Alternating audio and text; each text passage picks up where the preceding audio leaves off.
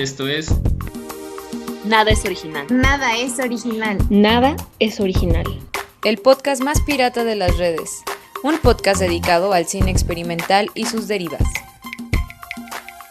Y bueno, pues ya estamos aquí listos en una edición más de su podcast favorito, Nada es original, el podcast más pirata de las redes.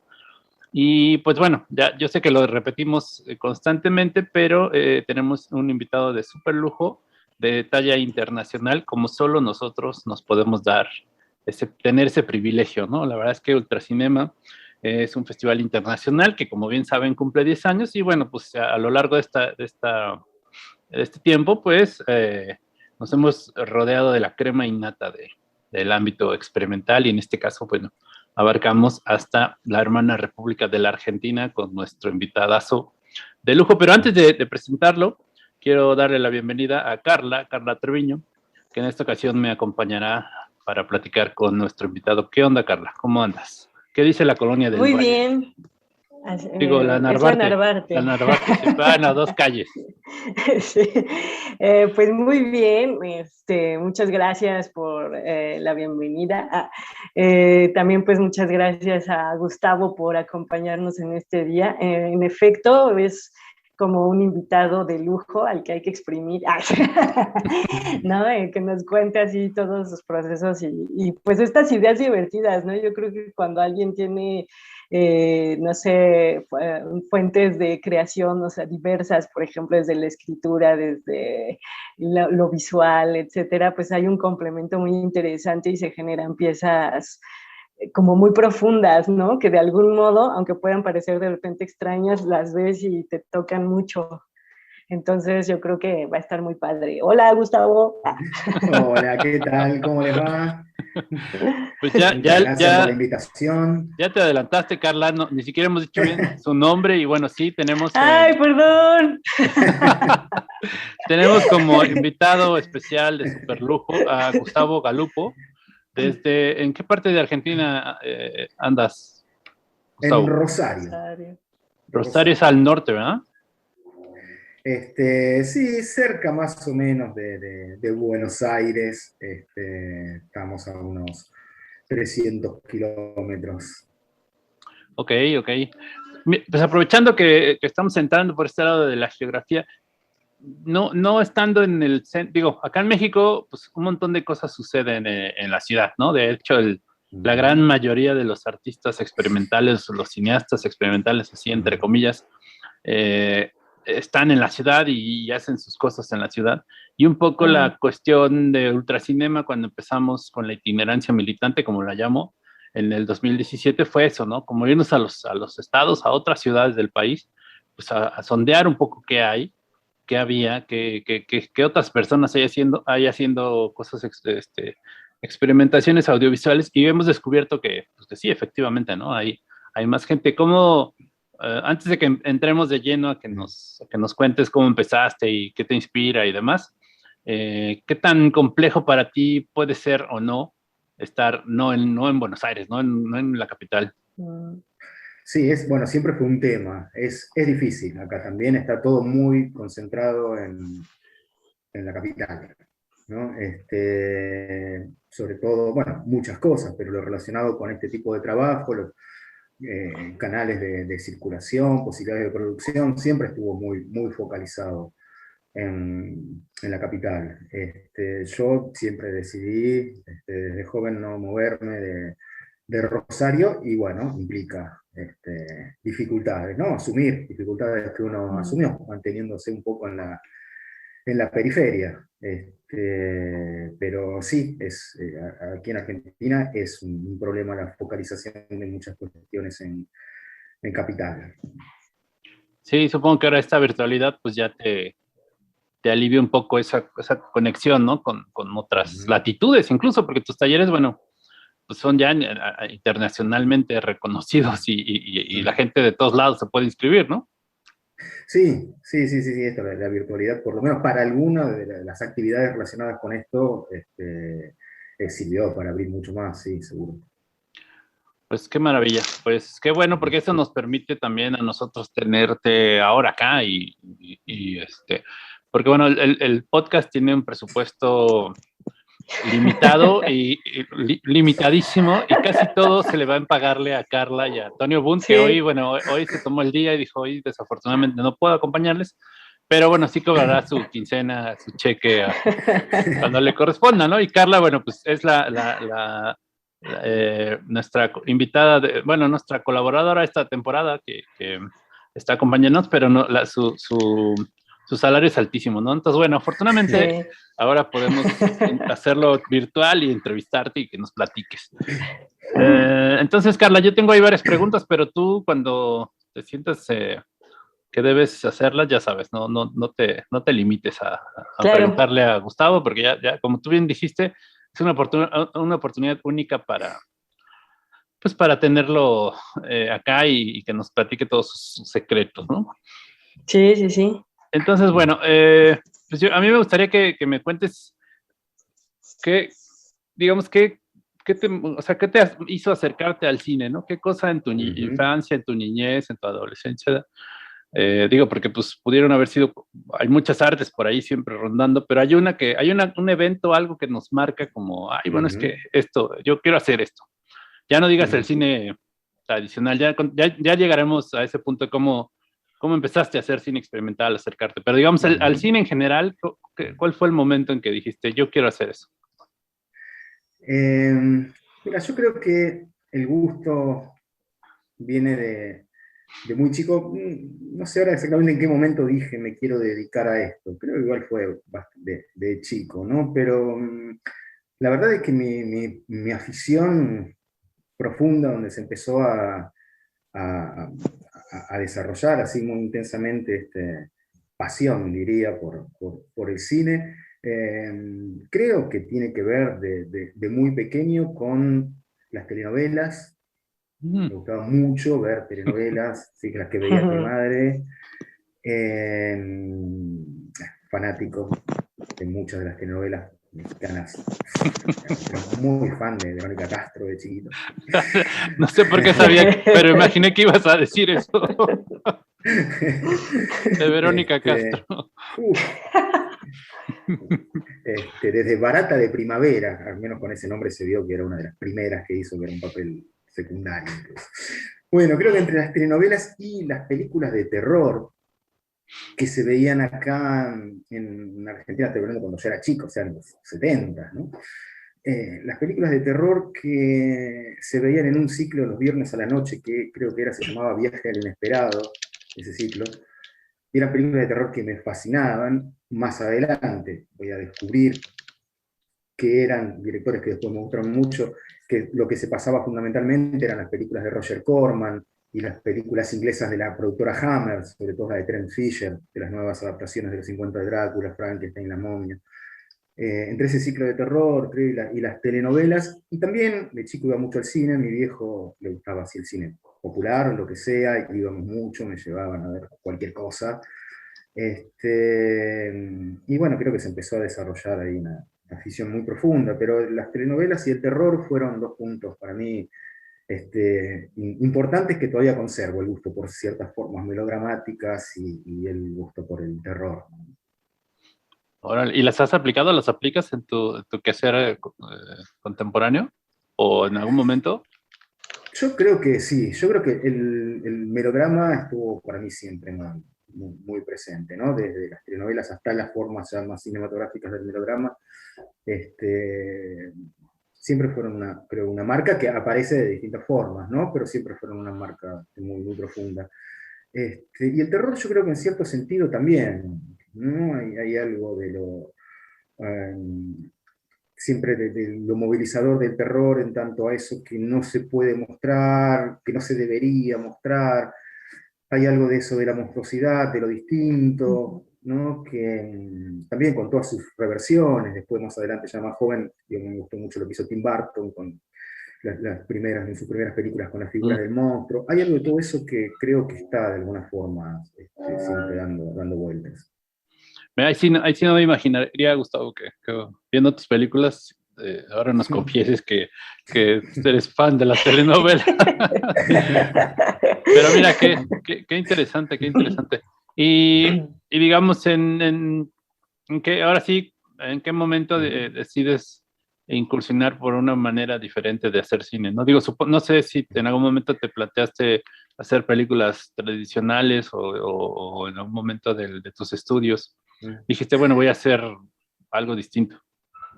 Sí, la verdad que mi interés, yo cursé una carrera de cine acá en Rosario, que no la terminé. Cuando curso la carrera, yo la verdad que ya llevaba mucho tiempo viendo mucho, o sea, ya apenas tengo acceso a través del video, en material histórico, ya de muy chico, empiezo a ver mucho cine clásico, mucho cine mudo, me fascino mucho con el cine mudo. Para mí el video fue importante, el video VHS, ¿no? Incluso yo diría, para mí más que la sala de cine. Claro. Porque es en VHS donde yo descubrí cosas que hasta ese momento, cosas a las cuales no había podido tener acceso. Y además de meterme en todo ese universo del cine mudo, del cine clásico, del cine moderno, me empieza a interesar también la lectura, la teoría del cine. Entonces ya de muy chico empiezo a leer libros de teoría de cine. Cuando voy a la escuela, bueno, yo ya venía con toda la escuela de cine, digo, yo ya venía con una carga, no era la perspectiva de escuela que a mí me interesaba, pero me permite empezar a hacer por lo menos algunos ejercicios. Pero en relación a lo que vos preguntabas, justamente mi interés es, en principio, en ese momento, el cine en general. Sí es cierto que hacer cine, ¿no? Sí es cierto que lo que me empieza a marcar en ese momento cosas que son para mí muy relevantes cuando las descubro son, qué sé yo, películas como Hace un año en Marienbad de Resnais, Persona de Bergman y toda la primera parte de Godard. ¿No? Son películas que empiezo a ver, digamos que había otras formas que me resultaban ahora mucho más cercanas, mucho más sensibles, mucho más movilizadoras que las del cine más clásico que venía viendo. Por otro lado, también en los 90 me impactan fuerte las películas de David Lynch, las películas de Cronenberg, también, en cierto modo, algunas de Jim Jarmusch. O sea, hay todo un descubrimiento en eso en los 20 y pico, cuando empiezo a hacer, en principio de los 90, entre ese cine que yo podía descubrir en video y todas estas nuevas películas de los 90, que me hacen buscar en una dirección determinada, ¿no? Digo, me gustaría ir por ahí, ¿no? Por ahí, digo, abriendo un espectro enorme, pero algunos elementos me interesaban de Cronenberg, muchos elementos formales de Godard, la utilización de la voz y de determinadas cosas en René. Había varios de esos elementos por los cuales empiezo a intentar tomar como un camino, ¿no? La verdad es que esto da como resultado un par de primeros proyectos a mediados de los 90 realizados, ¿no? Pero ya, por suerte, imposibles de ver, creo. Uno se llamaba Los Mares Infernales y el otro El Diablo vino a Tucson. Los trabajos hechos, sobre todo el primero, Los Mares Infernales, con una cámara de VHS, una M9000, que andaba mal, no nos dimos cuenta, grabamos, era un laburo de casi una hora. Grabamos mucho con 2 compañeros, una suerte de ficción medio onírica, era una especie de cabeza borradora, pero con elementos de Godard.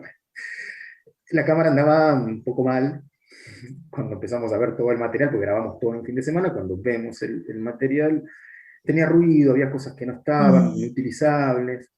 Y entonces empezamos a tomar decisiones, eso lo editamos ya en una compu. Y empezamos a tomar decisiones para salvar el material. Bueno, había muchos materiales que eran imposibles de sostener por el ruido, lo rota que estaba la imagen. Entonces empezamos a achicar la imagen. ¿No? Hacemos cuadros pequeños. Escenas completas que no servían, no estaban. Entonces, bueno, ponemos un cartel describiendo lo que pasa, pero después lo que vemos son cuadros del Renacimiento con un tema de los Residents. Empezamos a tomar decisiones así para poder solventar todos los problemas que habíamos tenido. Pero siempre con aquellos cines que mencionaba un poco en el horizonte, ¿no? Pero bueno, acá empezaba a aparecer algo nuevo.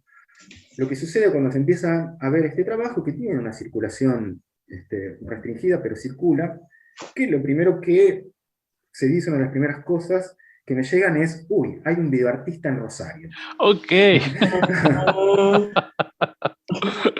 como un videoartista, para mí el conocimiento del videoarte, yo ya estaba muy metido en toda la historia del cine, pero el videoarte, como mucha gente del cine, el videoarte lo tiene como un hermano, lo ha tenido como un, hoy ya casi no se puede hablar de videoarte, ¿no? Pero era como una especie de hermano bobo, menor, ¿no? Oscuro. Sí. Pero bueno, cuando se me enrola dentro de esto, primero me causa un poco de rechazo, digo, no, ¿qué estoy haciendo? Lo que intento hacer es cine. Defendiendo incluso esta idea de que para mí el cine es todo este enorme magma que va desde lo más radical hasta la película más convencional. Cine, y más allá de la herramienta que utilicemos, ¿no? Todas estas operaciones con imágenes y sonidos en el tiempo, para mí todo es cine. Si no estamos sosteniendo la idea de que el cine es una forma narrativa determinante, dominante, hegemónica, cine es todo, ¿no? Pero bueno, a partir de esto que me causa en principio un poco de rechazo, empiezo a ver, a dirigir, yo esto que investigaba también, leía mucho, empiezo a ver un poco en esa dirección, videoarte, que me lleva inmediatamente a cine experimental y me empiezo a meter en un poco en ese mundo, ¿no? Donde finalmente encuentro un lugar, no me interesaba mucho la categoría de videoarte como tal, pero sí me reconozco ahí en ese momento como un lugar, una forma de trabajo. Sí reivindico ahí la cuestión del video, de ciertas posibilidades de producción absolutamente autónomas, independientes, la relación directa con la máquina que estoy utilizando, la posibilidad de trabajar en soledad, que es algo que hice mucho tiempo. O sea, un modo de trabajo del video que a mí, sí, en ese momento me hace sentir absolutamente cómodo y me hace reconocer como videoasta o como videoartista, ¿no? Y alejarme un poco de ciertas ideas de producción cinematográfica. Pero yo un poco así como esto, como accidentalmente, ¿no? Mi idea eran aquellos autores, aquellos cines, y los errores de la tecnología, que esto siempre me pareció muy productivo, uno siempre ha trabajado con todas las limitaciones posibles, ¿no? Y eso es bueno, digamos, no creo que tener todo a mano es como te lleva a reproducir las convenciones, todo lo que se hace. Al no tenerlo, y siempre estamos luchando con esto, ¿cómo hacer si no tengo, ¿no? Sí, no, Inventar. es justo una de las cosas que siempre que hemos tratado de promover, pues, desde Ultracinema, ¿no? O sea, de entrada, como dices tú, coincidimos plenamente, el cine es todo lo que hacemos es cine, y que no puede venir nadie a decirte que solo el cine que se enseña y se practica en las escuelas de cine es cine, esto también. Y por otro lado, bueno, pues hay que hacer cine con lo que se tiene a mano, ¿no? O sea, si tienes a mano películas viejas, películas tuyas, películas encontradas, lo que sea, incluso con fotografías, o sea, con eso puedes hacer cine. Y esta historia me parece fantástica, esa ha sido una enseñanza que gracias a esa cámara defectuosa, pues es que podemos ahora tenerte, ¿no? A lo mejor si hubiera estado bien, te hubiéramos perdido y ya estarías en otro lado haciendo películas otro estilo, pero mira qué maravilla. Y esta película, espérame, Carla, ¿esta película en VHS se puede ver? ¿La tienes por ahí? No, afortunadamente las perdí. No, las dos.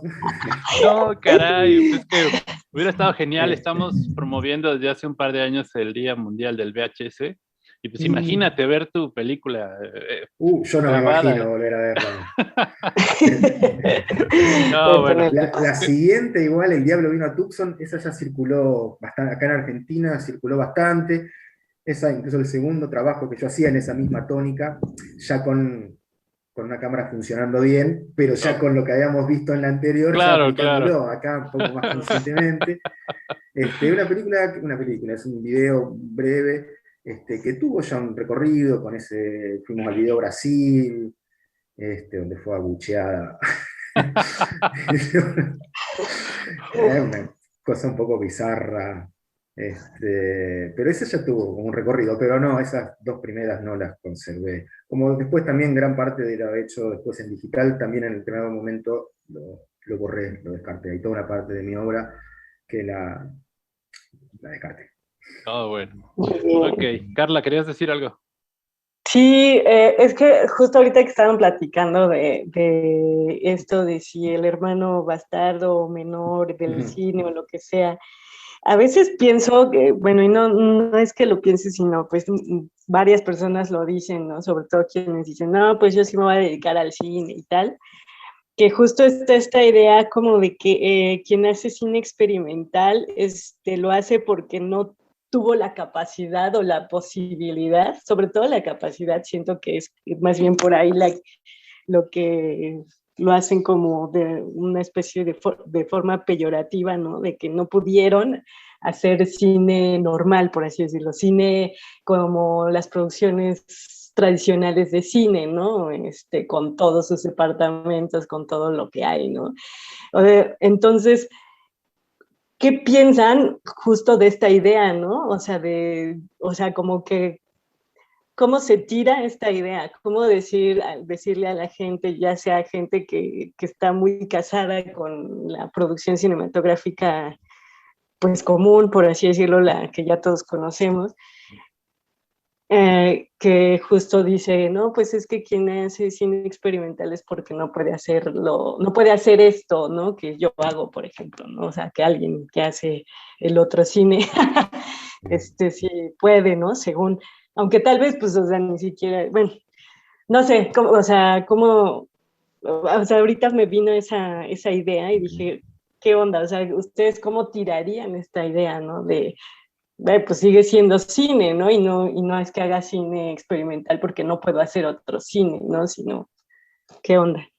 Sí, es muy difícil. Yo creo que, bueno, esto es también la función política de estos cines periféricos, ¿no? Es muy fuerte, muy dura, muy avasallante la figura del cine industrial, que no es, en cierto sentido, no es más que un modo de exclusión y de censura el cine industrial.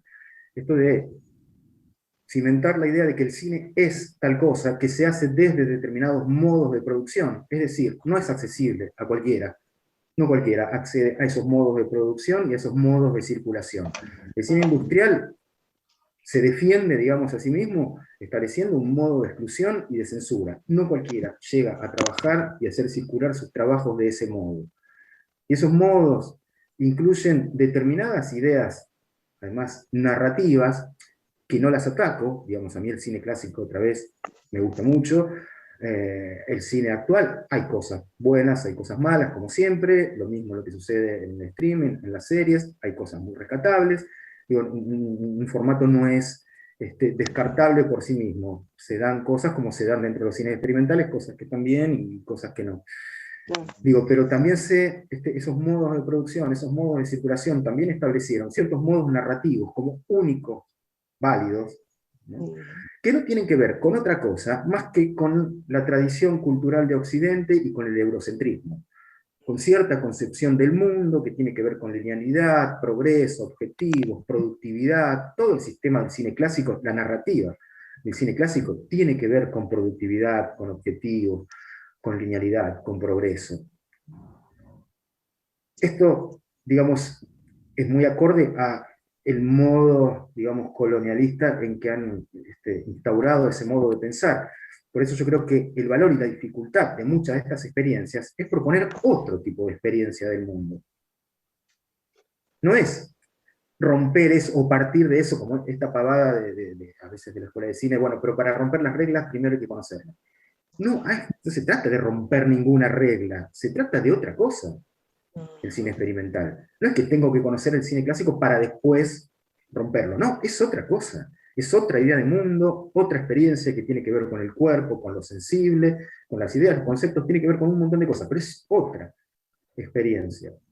Ahora, también históricamente, esa industria, incluso las partes más radicales de la industria, como la nueva ola de Francia, en los 60, ven con desprecio al cine experimental, que está sucediendo en ese momento, por ejemplo, en Estados Unidos. Y dice, son esto que decías un poco vos, Carla, son amateurs, no saben usar la cámara. Claro, porque usar la cámara es usarla de determinado modo, no es hacer otra cosa. Entonces, el cine siempre ha despreciado el cine como institución, ¿no? La institución cinematográfica siempre despreció estas experiencias. Porque está defendiendo también un territorio. Se está jugando también alguna cosa importante, puede resultar un poco excesivo plantearlo, pero para mí en cada laburo que hacemos, cada laburo que vemos de este tipo, se está jugando una cosa importante que es la posibilidad de vivir una experiencia distinta a esta experiencia eurocéntrica, ¿no? El mundo tiene que ser entendido, explicado, interpretado de tal o cual modo. No, también hay otro tipo de vivencias, otro tipo de experiencias que tienen estas otras formas, ¿no? Pero el cine se ha defendido siempre. Por eso también me parece a veces un poco nocivo las categorías, ¿no? Esto de arte, cine experimental, porque estamos sosteniendo la idea de que el cine es eso y todo lo demás son categorías periféricas.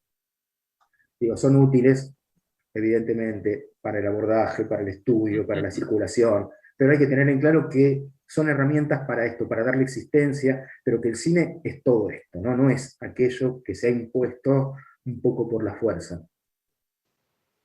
Pues vamos a enmarcar tu respuesta, Gustavo, me parece genial, porque sí, digo, mucho tiene que ver con, incluso estoy pensando que hay artistas audiovisuales experimentales, que sí, al final de cuentas son etiquetas, ¿no? Acá de repente se les ocurrió renombrar al cine experimental, aquí en México ponerle, o sea, hay un colectivo que le llama distinto, y bueno, o sea, al final de cuentas es cine y las etiquetas están de más, simplemente para poder de alguna manera estudiarlo, como dices, no tanto practicarlo, porque al final de cuentas todos hacemos cine, cada quien desde su trinchera, pero digamos para poder entenderlo y explicarlo a lo mejor, pues sí se generan estas divisiones, el cine, incluso los géneros, ¿no? O sea, el cine experimental pues tiene algunos géneros, entre comillas, que se entrecruzan y tú puedes hacer con una libertad maravillosa combinaciones entre todos, pero bueno, el asunto es, de repente, sí hay artistas que ni siquiera que conocen el cine tradicional, convencional, y nunca estuvieron, ni siquiera se plantearon la posibilidad de estar ahí, ¿no? No es que no hayan podido, simplemente nunca quisieron, ¿no? Acercarse a eso.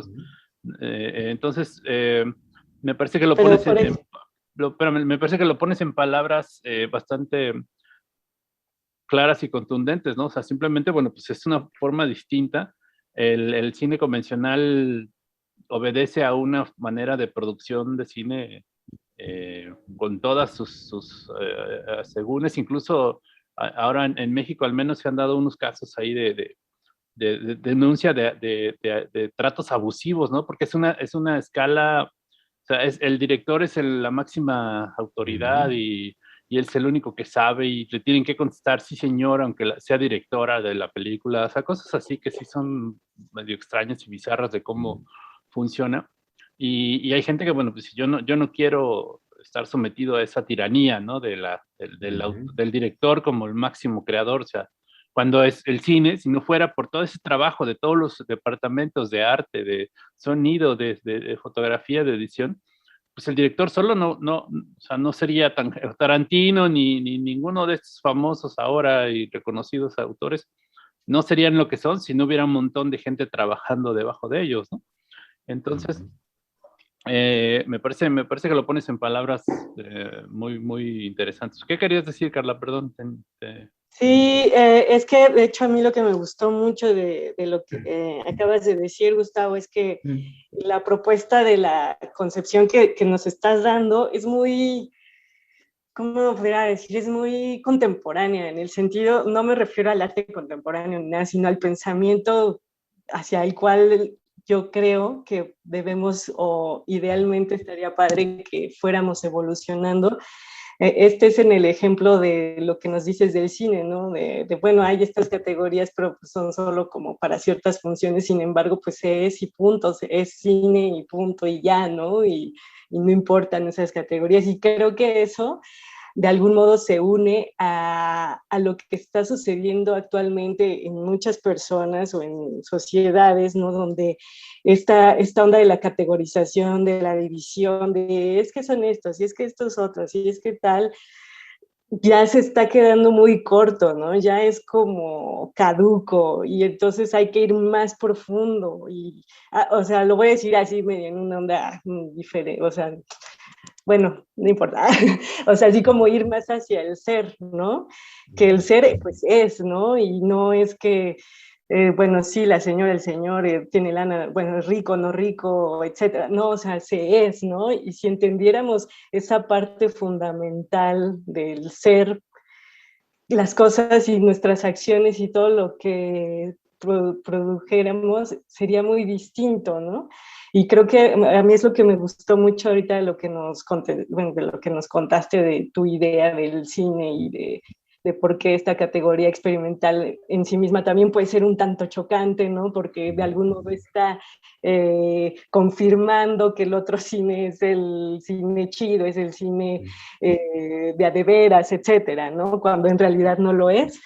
Eso, o sea, toda esta idea me ha gustado mucho porque creo que va más allá del cine, más allá del arte y va y nos toca directamente a cada persona, ¿no? De expande tu mente, expande tus conceptos, quítate un poco esas limitantes, ¿no? Conceptuales y demás para hacer cosas distintas, para realmente evolucionar, ¿no? Eso me gustó mucho. Ajá. Sí, yo creo que ahí está como si todo este terreno, digamos, este campo de trabajo tiene un valor, para mí fundamentalmente está ligado a esto, ¿no? Creo que detrás de cualquier laburo, de cualquier película, hay esto que podríamos decir una idea de mundo, ¿no? Cómo pienso el mundo, cómo pienso el vínculo con las cosas, la imagen que hago está dando cuenta de eso. La película narrativa de Hollywood da cuenta de una forma de entender el mundo.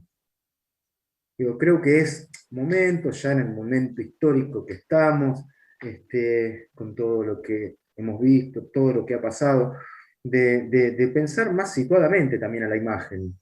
Digo, esto nos lleva a esto que después llamamos cine experimental, porque estamos pensando, hay que pensar más situadamente estas ideas de mundo, a ver, esto que hemos visto, consumido, esto que nos ha formado, ¿es realmente lo propio? O podríamos pensar desde otro piso, desde otro suelo, desde otra idea del mundo, otra idea del tiempo, otra idea del vínculo con las cosas, y cómo serían esas otras imágenes. Yo creo que más que por eso a veces me gusta más que hablar de un cine experimental, de un cine, me gusta más hablar de un cine experiencial, ¿no? Rescatando la idea de experiencia, si bien lo experimental también está ligado a la experiencia, por las connotaciones que tiene, está ligado más al pensamiento occidental, a la idea del experimento comprobatorio, ¿no? Hago esto, el proceso Claro. es para comprobar tal o cual cosa. Claro, claro. ¿No? Perdón, Gustavo, perdón que te interrumpa. Vamos a dejar No, sí. esta idea de cine experiencial y vamos a hacer una pequeña pausa para que nuestros patrocinadores nos ayuden a juntar el sueldo del maestro Punto.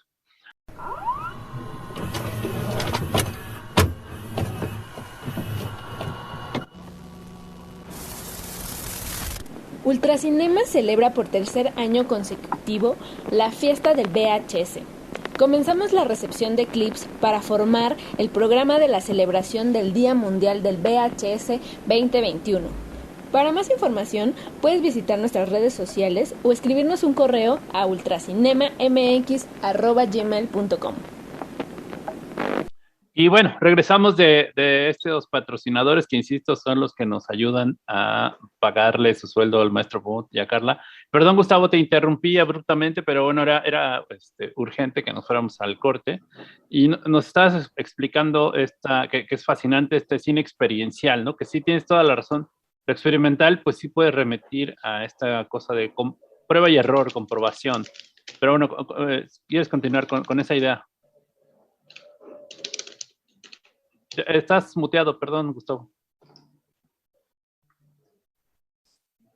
Ahí va, ahora sí. Bueno, es un poco esto que vos decías, que retomabas, ¿no? La idea de lo experimental ligado al experimento, ¿no? Al experimento donde hay un objetivo de comprobar tal o cual cosa, incluso de llegar a cierta ley o a negarla. La experiencia, en todo caso, lo experiencial, lo importante es el proceso, no a lo que se llega.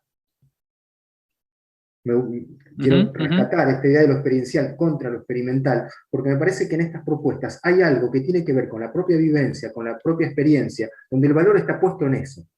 No, en ver si esto funciona, llegamos a comprobar tal o cual cosa, sino que el mismo proceso de la experiencia es lo que hace imagen.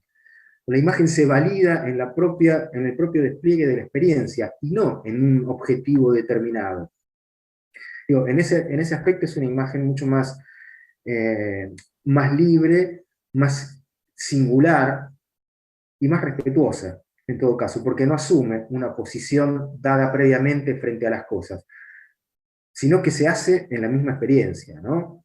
Hay una cuestión más, creo, un rescate de una imagen también más sensible, más física, ¿no? La imagen pensada incluso desde el cuerpo, y digo que el cuerpo como los sentidos, incluso el pensamiento, digamos que también es cuerpo, y no la imagen como cristalización de algo ya, una idea ya previa, sino que la imagen acá se hace sobre la marcha, sobre la experiencia, y lo que se está compartiendo es esa experiencia, no una idea ya masticada, ¿no? Que supone una jerarquía. Mira, yo pienso esto, hago esta película, toma. No, en este cine lo que estoy compartiendo es mi propia experiencia. Estamos como más al nivel, ¿no? Estamos como al ras de lo mismo, quien hace y quien mira. Estamos siendo parte de una experiencia compartida, y no de una idea previamente formada que después va a tomar cuerpo en una imagen, ¿no? Porque el cine más industrial trabaja todas estas jerarquías. La jerarquía incluso que hablábamos de quien produce y quien ve. La sala de cine reproduce esa jerarquía. Estamos acá abajo, la pantalla allá arriba. Hay una diferencia entre quien dice, quién puede decir, quién puede mostrar y quién ve. Estamos en este lugar que es el lugar de quien en general no tiene la posibilidad de decir, no tiene la posibilidad de compartir su propia voz. Vemos la voz de los mismos siempre, los mismos y las mismas. El cine desde la sala hace gala de cierta jerarquía. Acá hay otra forma. Desde la experiencia misma hasta los modos de circulación hay algo más respetuoso, más igualitario, me parece. No, está fantástico. Eso le añade una capa extra de libertad, ¿no? Yo pienso que de por sí el cine experimental tiene, ya decíamos, esta maravilla de que puedes hacer películas con lo que se te ponga enfrente, con lo que se te venga en gana, y con una libertad también creativa, temática, sensorial, experiencial. Y bueno, sí, hay muchas personas que trabajan sobre eso, ¿no? Digamos, lo que disfrutan es el camino, ¿no? No el destino, ¿no? Al final hay que disfrutar el viaje.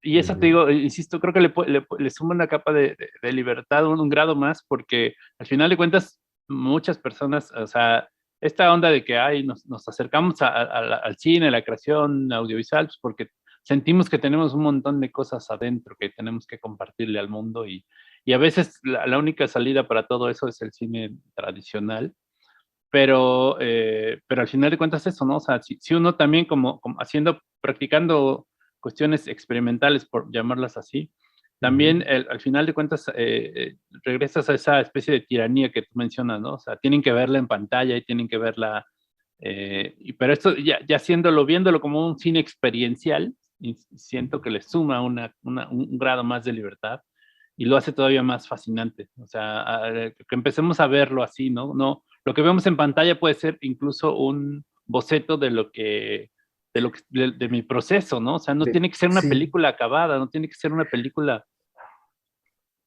Esa idea es fundamental, digamos, me parece lo inacabado, de estas obras como lo inacabado.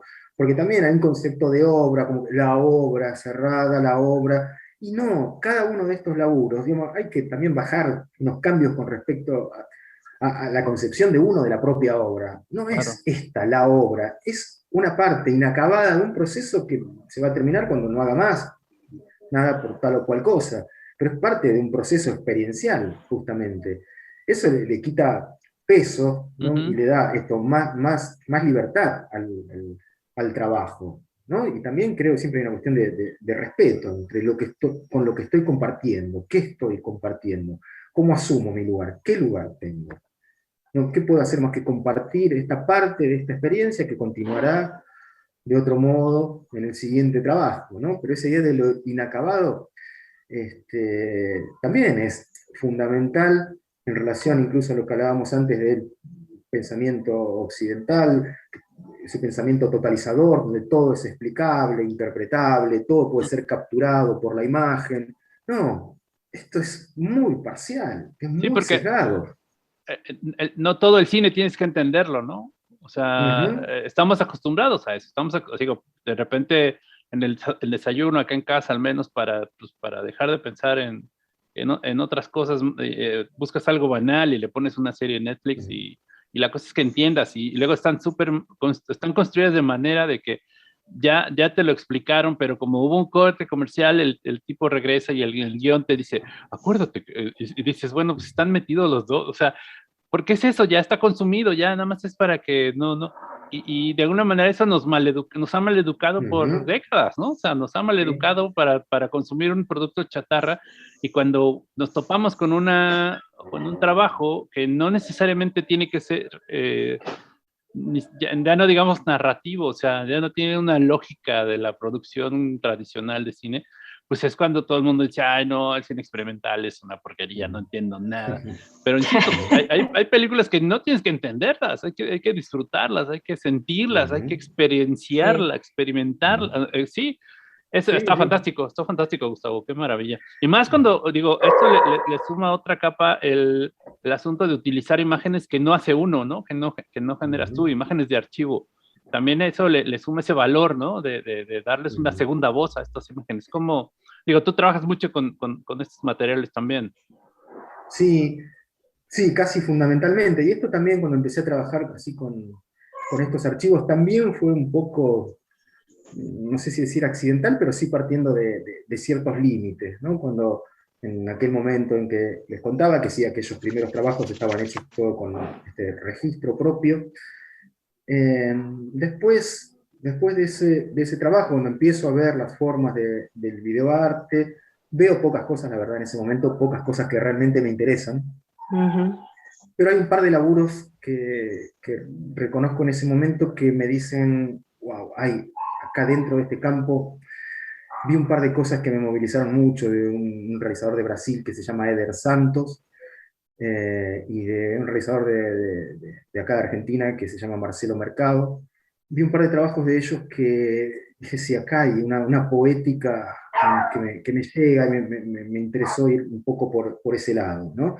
Algo que siempre me interesó, que es la relación de la palabra con la imagen. Y en ese momento hay una imagen, un afiche de una película, incluso, una película argentina que se llamaba Garage Olimpo, que tenía que ver con la dictadura. Y hay unos textos de Duras, que estoy leyendo, Marguerite Duras, que estoy leyendo en ese momento, y digo, acá hay algo, ese afiche que era un rostro de una chica con los ojos vendados. Y digo, hay algo en ese texto de Duras, algo de esto, y empiezo a trabajar casi con esa única foto y unos textos de Duras. Un poco, así como, no sé si azarosamente, pero era como una prueba. Bueno, hago un pequeño trabajo que se llama Teoría de los líquidos, y veo ahí ya esta otra posibilidad de utilizar este material, digo, así como yo, hasta los trabajos anteriores, no había tenido relación con el campo del videoarte, la verdad es que acá no había abordado la cuestión de esto que metraje apropiado, el found footage, no lo tenía contemplado, ¿no? Lo descubro en este trabajo. Y ahí empiezo a ver todos los trabajos que hay históricamente relacionados con archivos, y bueno, me empieza a interesar por distintas cuestiones. Una es esta cuestión básica de las limitaciones, ¿no? Bueno, a partir de este material, si yo no puedo registrar, tengo problemas, la cámara no me anda, qué sé yo, hay tantas imágenes hechas, porque ¿cuál es la necesidad de seguir haciendo? ¿Por qué no usar, por qué no pensar a partir de eso que ya está hecho? Si estamos sobresaturados de imágenes. Entonces, por un lado, la limitación, digamos, me lleva a eso, que también potencia esto que a mí me gustaba en ese momento, y que a veces a lo que todavía vuelvo, que es también al trabajo del cine, cercano al trabajo de la escritura, ¿no? Esto de estar uno solo, encerrado, o escribiendo, o editando, ¿no? Pero este trabajo más solitario, más ensimismado, algo que la verdad, para bien o para mal, siempre me ha marcado ese tipo de trabajo, ¿no? Entonces también encuentro esta posibilidad de ya prescindir de la cámara, del registro, de salir, buscar, juntar archivos y empezar a contar, a decir cosas desde ahí.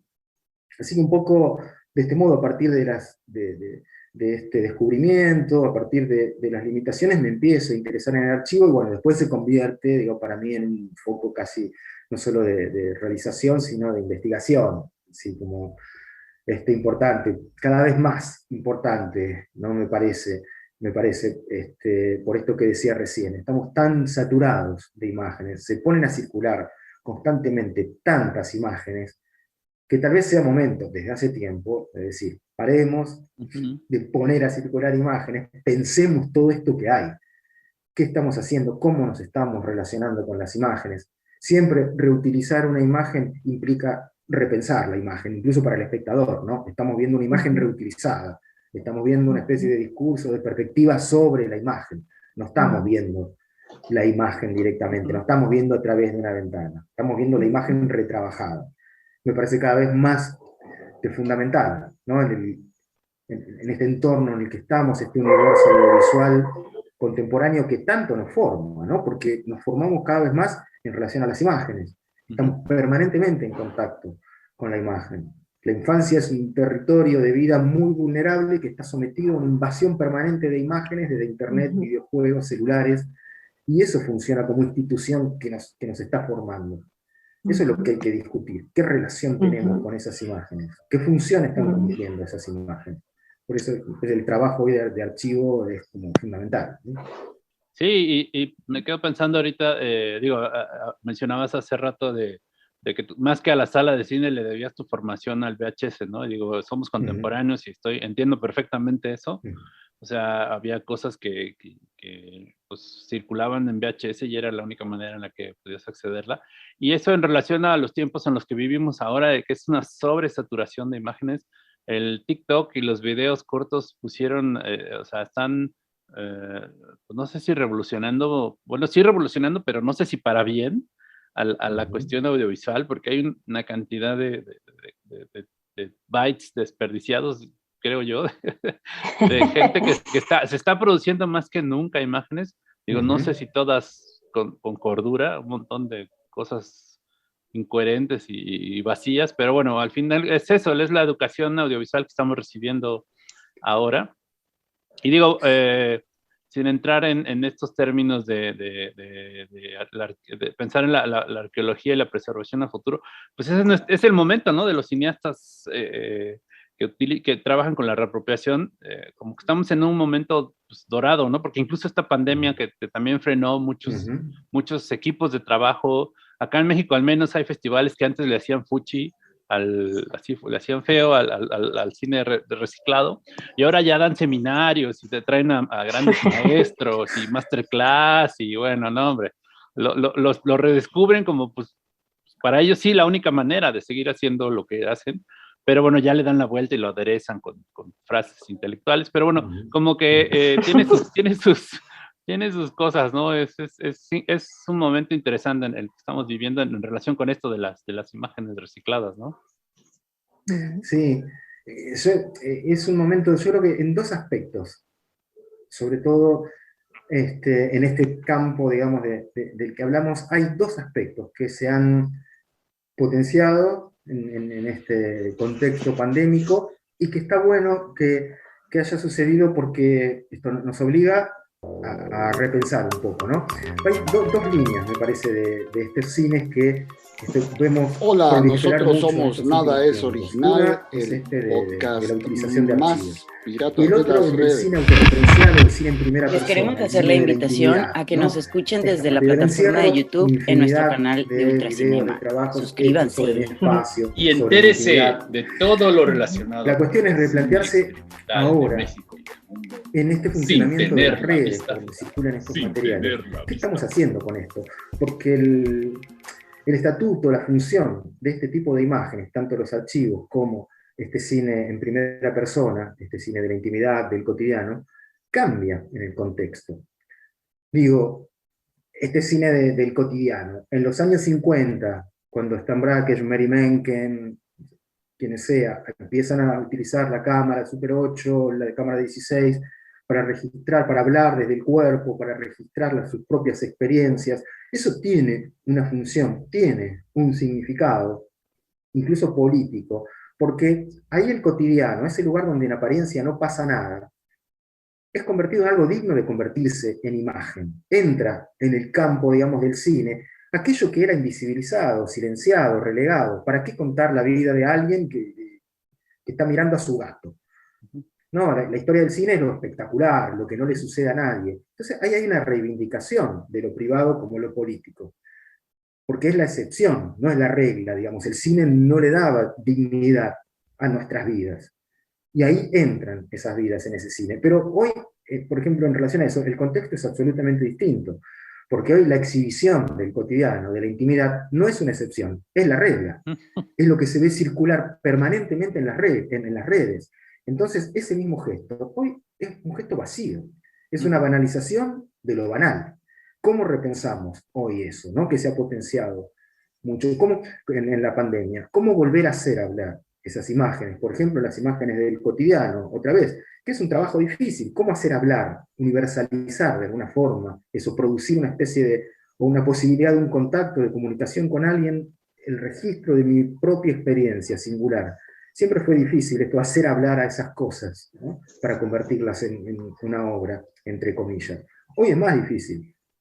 Hoy es más difícil porque esas imágenes están absolutamente vaciadas de sentido. ¿Qué es lo que produce la red, ¿no? Las redes le quitan el tiempo a las imágenes, le quitan experiencia. Esta lógica de la sustitución, del reemplazo, hace que las imágenes no tengan memoria, no tengan historia. Todo es reemplazable, todo es obsoleto al instante en que fue compartido. Entonces no hay imagen con memoria, no hay memoria en las imágenes, no hay experiencia en las imágenes. Entonces no hay nada que compartir. No, hoy se debe pensar desde ese lugar, que no es demonizar a las redes, por el contrario, porque las redes tienen todas estas virtudes, poder compartir todo esto. La cuestión es cómo utilizamos esta herramienta, en contra de sí misma tal vez, ¿no? Esta herramienta que son las redes. Y con los archivos un poco pasa lo mismo, digamos, ¿no? ¿Cómo repensar ahora cuando prolifera esta reutilización? A ver, pero estamos parando, estamos pensando en eso, ¿qué estamos diciendo? ¿Qué estamos haciendo con esto, no? No, bueno, sí, sin duda da mucho que pensar, esta reflexión que haces, porque bueno, y eso que todavía no llegamos a hablar de música contigo, ¿no? O sea, ya con eso, ya con esto nos dejaste atónitos, a Carla y a mí, y eso que no llegamos a la parte musical, que también es importante en tu trabajo. No sé, Carla, ¿querías platicar algo? No, justo también estaba pensando en la música, o sea, además de escuchar esto que me parece muy interesante y que es pertinente cuestionarnos cuál es el uso que cada quien va a darle, cómo vamos a usar todo esto, o este sobreuso que al final de cuentas también, ¿no? Si vale la pena, no vale la pena, exacto, la completa banalización ya de la imagen en sí mismo es muy interesante porque, como mencionaban hace rato, pues al final de cuentas, digo, ya lo digo yo en mis palabras, pues todo producto habla de la sociedad en la que estamos, ¿no? De nuestro contexto, o sea, explica muchas cosas, ¿no? ¿Por qué somos como somos actualmente? ¿Por qué la sociedad es tan falta de memoria, ¿no? Cierta parte de la sociedad, etcétera, ¿no? Entonces, es muy interesante porque nos hace entender y también cuestionarnos y entonces decir qué es lo que vamos a hacer, ¿no? Pero también estaba pensando justo en la música porque de hecho había visto esta pieza que se llama ¿Qué hacías mientras esperabas? Y me gustó mucho la música, o sea, además de la pieza en sí y cómo es que surge, ¿no? En la cuareterna, bueno, pues sí, ¿no? En el periodo de pandemia y demás. Y justo escuchaba la música cuando estaba viendo la pieza y decía, no manches, es que la música definitivamente te da un sentido muy diferente, o sea, como que te conecta. En mi caso así fue, ¿no? O sea, me conectó y me conmovió de algo así, o sea, no sé cómo decirlo. Y me parece muy interesante que, o sea, además de justo juntar la onda de la escritura, de hacer esta cuestión visual, de la locución, ¿no?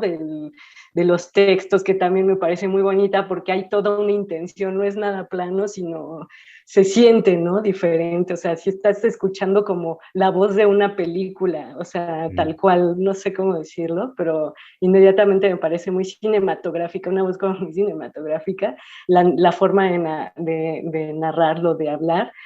Y, y esto de la música, ¿no? Que pues sí estaría muy chido que nos contaras, porque muchas veces hay gente que tenemos o tienen así mucha inquietud sobre la música y no hay un atrevimiento de voy a ponerlo todo esto que pienso o que medio hago y tal en mis piezas porque pues no lo hago muy bien o así, ¿no? Pero yo veo lo que tú haces o lo que ustedes han hecho porque surgió con una banda, ¿no? Que musicalizaron un largometraje tuyo, ¿no? De hecho.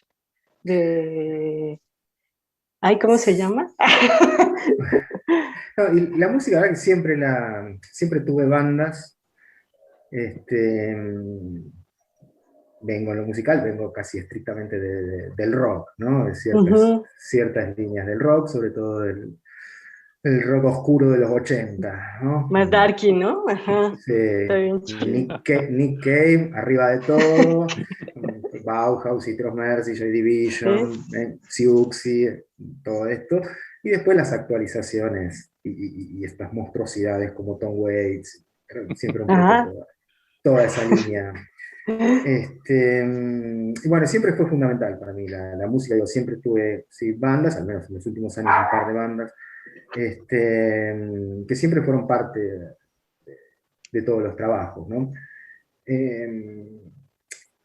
Hay algo ahí que tiene que ver con esto que hablábamos al principio de los orígenes de mi gusto por el cine, porque creo que hay en la utilización de la música algo muy, entre comillas, cinematográfico en relación a el cine más clásico, ¿no? Algo que cuando se me enrola dentro del videoarte y cómo yo lo hago en el videoarte, muchas veces se me reprocha un poco, ¿no? La utilización de determinadas músicas, e incluso utilizo canciones, ¿no? En algún caso. Digo, algo que mucho videoarte, en un determinado momento, trataba de rehuirle, ¿no? También el cine experimental a veces lo hace, ¿no? Por cierta sobredeterminación de las músicas. Pero a mí hay algo ahí de lo cinematográfico, incluso de lo melodramático, la exaltación de determinados momentos a través de la música, o esos encuentros sensibles que se producen entre una imagen y una música, que a veces digo, wow, acá está pasando algo, ¿no? Y a mí esa cuestión sensible de esos encuentros, a veces fortuitos, entre una canción, una música y una imagen, me parecen como ejes, ¿no? Son mis clímax, yo lo pienso como esos lugares donde acá es donde ocurriría el clímax melodramático de la telenovela. Puede no estar contándose esa historia, pero estructuralmente para mí ese es el momento, ¿no? A mí hay algo de la reunión entre más que reunión, el encuentro entre música e imagen que siempre me conmovió mucho en el cine, ¿no? Más allá de aquellas referencias que había contado, me acuerdo siempre de un momento, ¿no? De una película en la que tal vez yo ahí sea que haya dicho, esto quiero hacer. Fue cuando vi el comienzo de Calles Salvajes de Scorsese, donde hay una escena con Harvey Keitel en una iglesia, quemándose las manos sobre una llama, sobre unas velas, y dice algo así como, los pecados no se expían con un rezo, una plegaria, ¿no? Haciendo alusión a esto de la necesidad del sacrificio, del dolor. Y entra una música de los años 60, ¿no? Con estas músicas que utiliza Scorsese, con una escena donde se abre de la iglesia, la pandilla, la presión de la pandilla o lo que sea, y ahí había un momento, ¿no? La entrada de esa música, además la reunión de cosas que a mí siempre me movilizaron, ciertas perspectivas sobre lo religioso, culpa, expiación, que es un montón de temáticas que a mí siempre también me movilizaron, pero ahí se producía en esa música algo que me pareció como invalorable, ¿no? Lo que se producía sensiblemente. ¡Wow! Cuando de golpe un sonido, una música se encuentra con una imagen y te sacude algo de adentro que no sabes exactamente qué es. Esa utilización cinematográfica, como incluso después algo de Almodóvar, esos directores que después detesto, ¿no? Pero la utilización, cuando aparecieron los boleros en primeras de Almodóvar, en La Ley del Deseo, El Matador, wow, para mí ver eso, que es así, la vi en sala, eran momentos de una sensibilidad apabullante, ¿no? Y ver aparecer esas músicas, además que no había visto nunca en una película, un bolero, escuchar a Chavela Vargas en una película, esos momentos a mí me parecieron como repensar la función sensible de la música en relación a la imagen. Y para mí siempre fue un centro, un poco porque siempre hice música, siempre me gustó, la música fue siempre para mí también como un disparador. A veces hay músicas que reclaman imágenes, también ocurre de esto, como que me pasa con los textos, a veces es algo que estoy leyendo y digo, este texto está reclamando otra cosa, una imagen, otra forma. Muchas veces los puntos de partida son estos, músicas o líneas de algún texto, pero musicalmente siempre lo he pensado. A mí, además, me parece que en este tipo de trabajo, cuando nos escapamos de cierta linealidad narrativa, de algún modo, consciente o inconscientemente, estamos recalando en la idea de estructuras musicales. Estamos haciendo, de alguna forma, un trabajo sobre estructuras musicales que adoptarán una forma visual, pero que tienen la forma sensible de este trabajo con armonías, ritmos, melodías, con justamente otro tipo de relación con el material. Digo, porque la música, justamente esto que un poco hablábamos antes, el cine como nos forma habitualmente, nos exige explicación, o sea, explicarnos por qué se muestra en esta ventana ahora, y porque esa ventana cumple una función dentro de una intriga. No puede estar ahí porque sí. No puede estar ahí porque es una experiencia visual, audiovisual, que se vale por sí misma. Está ahí porque necesita una explicación. Y yo necesito explicarme la función de las cosas en general en el cine.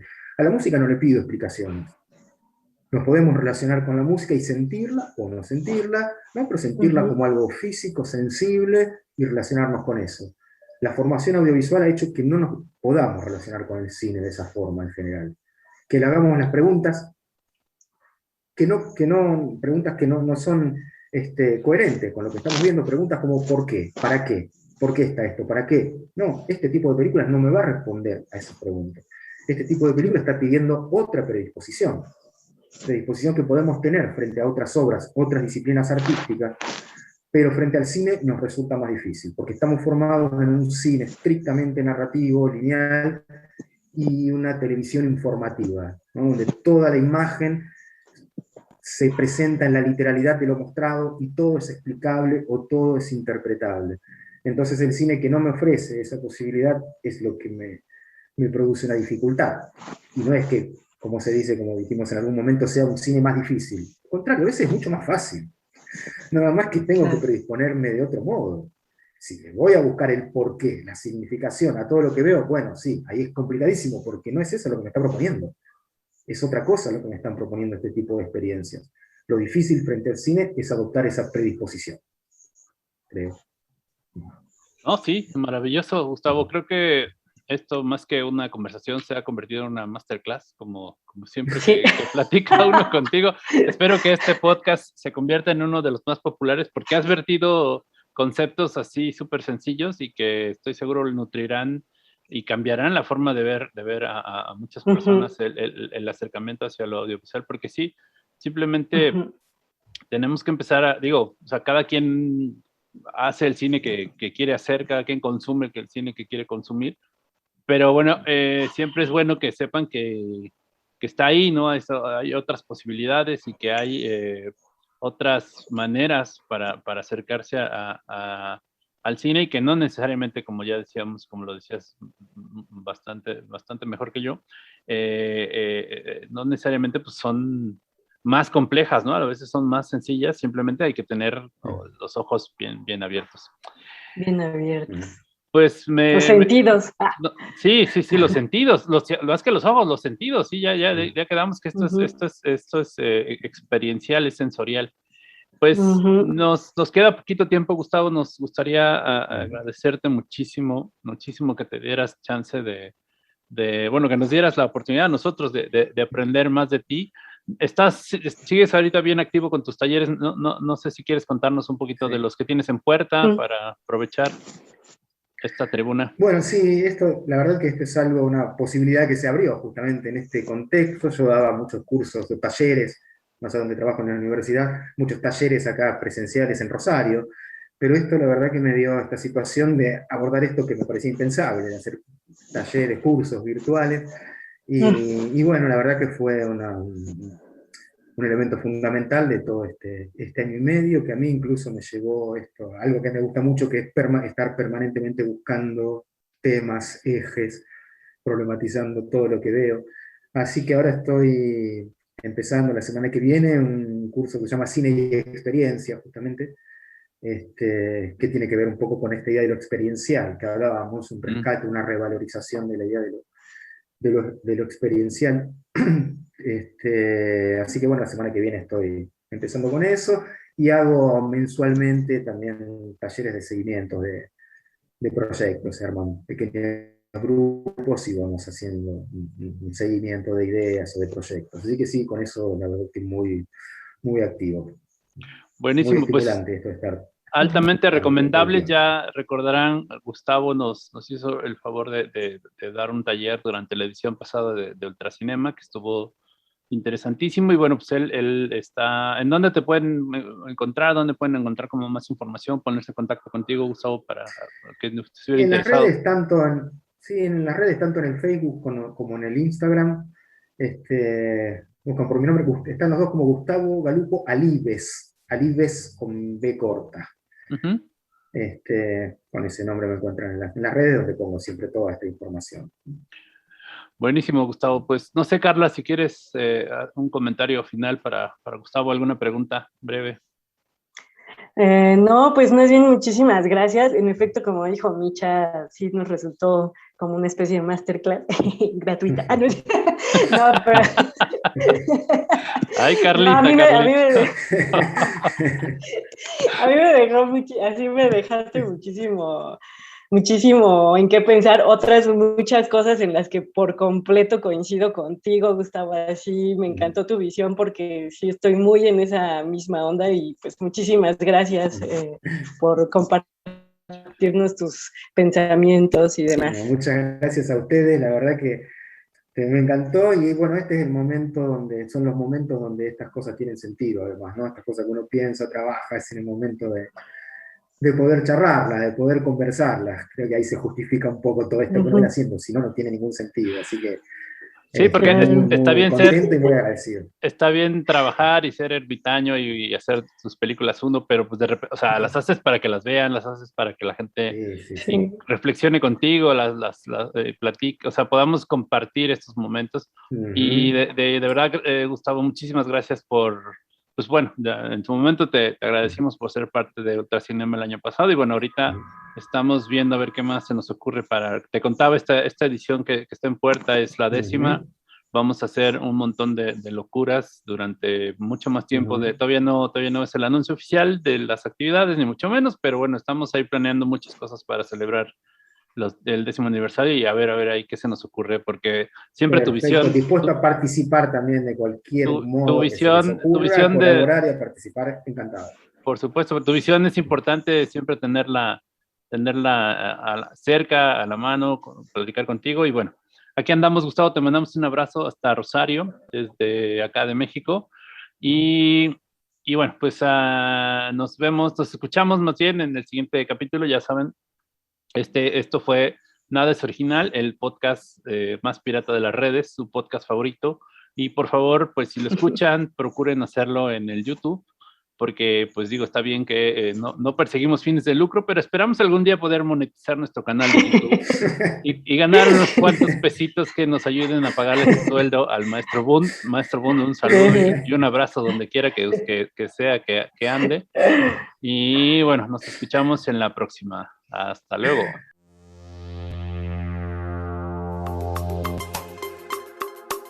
Esto fue... Nada es original. Nada es original. Nada es original. El podcast más pirata de las redes. Un podcast dedicado al cine experimental y sus derivas.